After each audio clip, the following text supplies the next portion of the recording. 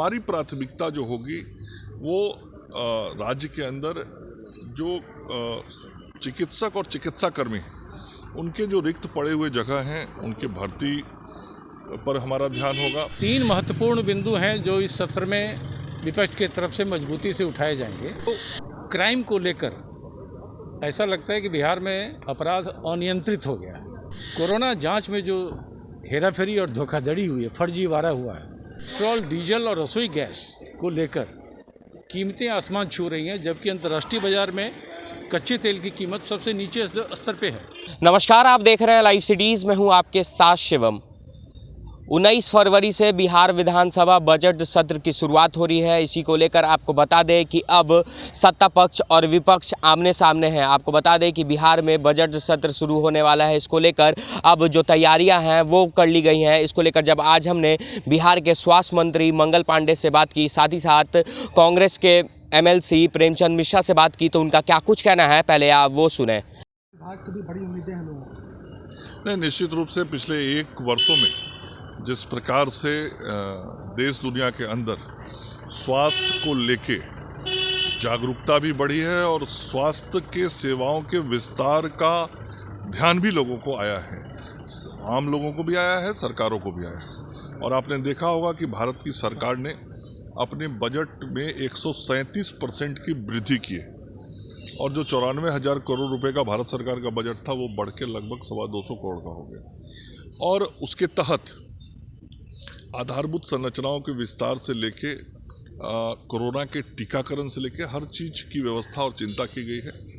बिहार में भी स्वास्थ्य विभाग इन सारे चीज़ों को लेके अवेयर है और हमारी प्राथमिकता जो होगी वो राज्य के अंदर जो चिकित्सक और चिकित्साकर्मी उनके जो रिक्त पड़े हुए जगह हैं उनके भर्ती पर हमारा ध्यान होगा। ग्रामीण क्षेत्रों के जो आधारभूत संरचनाएं हैं उनको और बेहतर करने पर होगा और कोरोना को जो लगभग हम समाप्त कर चुके हैं, 99.20 पे पहुंचा दिए, हमारा प्रयास होगा कि अगले 1 साल में कोरोना पूरी तरीके से खत्म हो जाए। महंगाई कम होगी सर, इसकी बहुत उम्मीदें हैं लोगों की।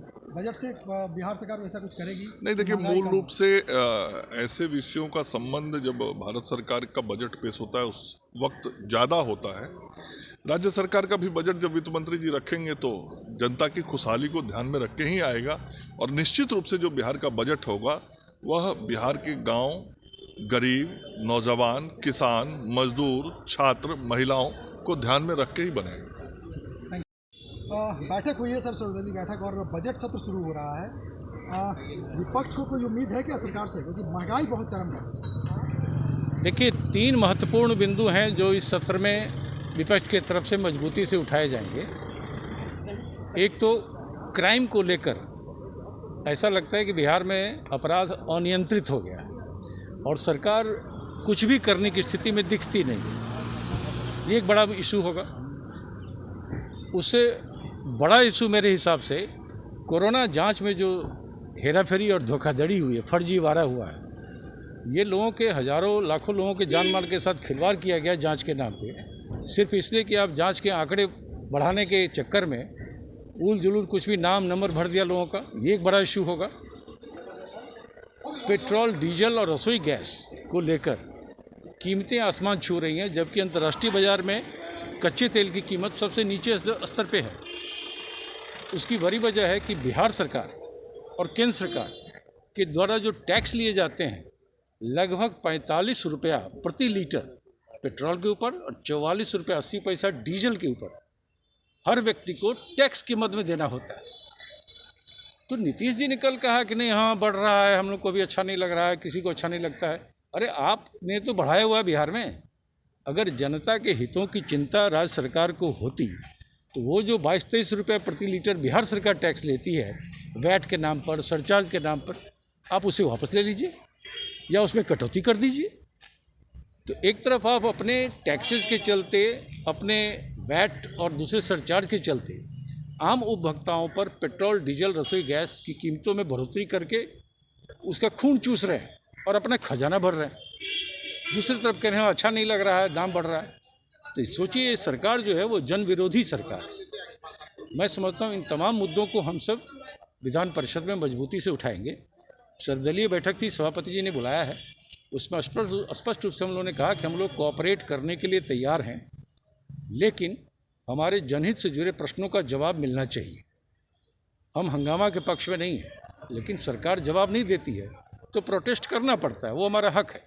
लेकिन मुख्यमंत्री ने तो अलग 4 मंत्रियों को अपना डिपार्टमेंट का प्रभार दे दिया है जवाब देने के लिए। मुख्यमंत्री तो खुद जवाब ये कोई नई बात नहीं है।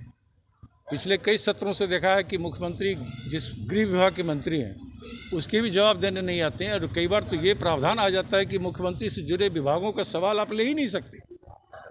यहाँ तो इस तरह की व्यवस्था है। लेकिन चूंकि ये सेशन करीब 22-23 दिन चलेगा, मैं समझता हूँ जनहित और जन सरकार से जुड़े मुद्दे हम उठाएंगे और मजबूती से उठाएंगे, और सरकार को उसका जवाब देना पड़ेगा। विपक्ष को इस बजट से क्या उम्मीद है? अब बजट बिहार में आएगी तब तो, अभी तो बिहार का बजट आना बाकी है। तो बजट क्या है, टैक्स लगाएंगे, जनता के ऊपर बोझ डालेंगे और क्या करेंगे। लेकिन जब बजट आएगा तब देख के बात करेंगे। तो आपने सुना, जहां एक तरफ बिहार के स्वास्थ्य मंत्री मंगल पांडे का कहना है कि जब बिहार में बजट सत्र पेश किया जाएगा इसको लेकर बिहार के लोगों को काफ़ी फायदा होगा, वहीं साफ तौर पे विपक्ष के नेता का कहना है कि पूरे तरीके से इस बार भी जो सरकार है वो जनता को बुड़बक बनाने में लगी हुई है। अब देखने वाली बात होगी कि जब बिहार विधानसभा बजट सत्र का शुरुआत होता है तो उसमें बिहार वासियों को क्या कुछ मिलता है। बहरहाल आप बने रहे हमारे साथ। अगर आपने हमारे चैनल को सब्सक्राइब नहीं किया है तो जल्द से जल्द सब्सक्राइब कर ले। धन्यवाद।